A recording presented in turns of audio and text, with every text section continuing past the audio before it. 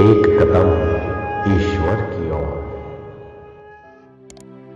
उपशम प्रकरण 26वां सर्ग। स्मृति से बलि के समीप गए हुए शुक्राचार्य के बलि के प्रति तत्वज्ञानोपदेश का और तदनंतर आकाश गमन का वर्णन। श्री वशिष्ठ जी ने कहा, हे श्री रामचंद्र जी, बलवान बलि ने ऐसा सोचकर आंखें बंद कर कमल नयन शुक्राचार्य का ध्यान किया, जिनका ब्रह्माकाश ही विश्रांति स्थान है। तदनंतर नित्य ध्यान परायण शुक्राचार्य जी ने सबके अंतर्यामी ब्रह्म रूप होने के कारण सब में स्थित अपना चिंतन कर रहे अपने चित्त में स्थित शिष्य बलि को अपने नगर में तत्जिज्ञासा से गुरु दर्शन के लिए इच्छुक जाना। तदनंतर भगवान शुक्राचार्य जी, जो सर्वगत अनंत चिदात्मा है, देह सहित अपने को बलि के रत्नमय झरोखे के प्रति ले आए। बलि, जिनका शरीर गुरु की देह प्रभा से सुशोभित था, जैसे प्रातः काल में सूर्य की किरणों से विकसित कमल उद्बुद्ध होता है, वैसे ही उठ खड़े हुए। वहां पर बलि ने रत्नमय अर्घ्य के प्रदान से, मंदार वृक्ष के फूलों की राशियों से और पादाभिवंदन से शुक्राचार्य जी की पूजा की।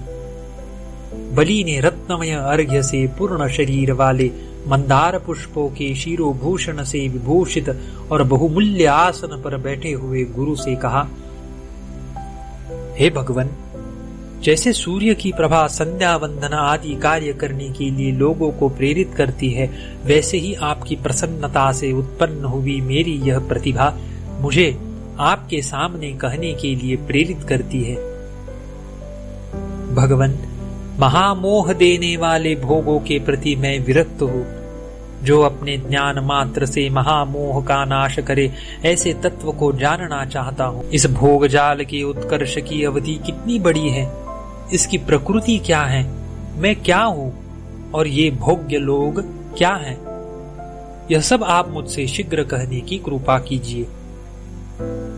शुक्राचार्य जी ने कहा, हे सर्वदानव राजेंद्र, इस विषय में बहुत कहने से क्या लाभ है। मैं आकाश में जाने के लिए तत्पर हूँ, इसीलिए संक्षेप से तुम सारभूत तत्व को सुनो। इस जगत में अन्य निरपेक्ष सिद्धि वाला चैतन्य ही है।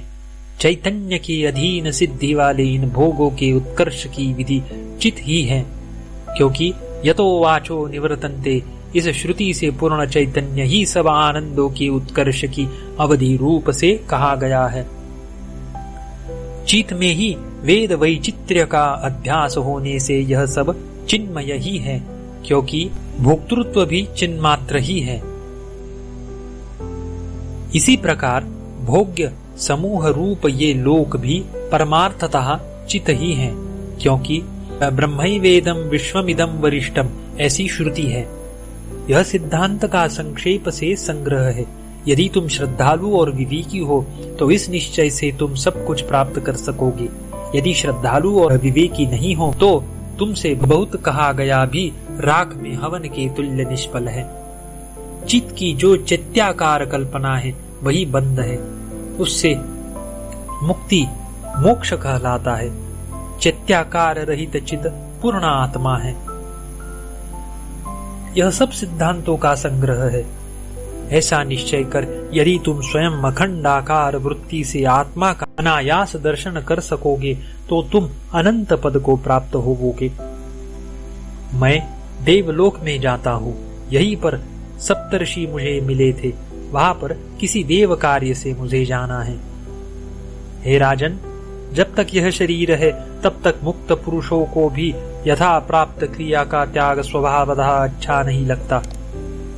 तदनंतर यह कह चुके श्री शुक्राचार्य जी ग्रहों से व्याप्त अतएव पुष्प पराग से लिप्त भवरे के समान करबुरीत आकाश में मध्य में स्पष्ट मेघ और समुद्र के ऊपरी मार्ग से चंचल तरंग के समान बड़े वेग से उड़े।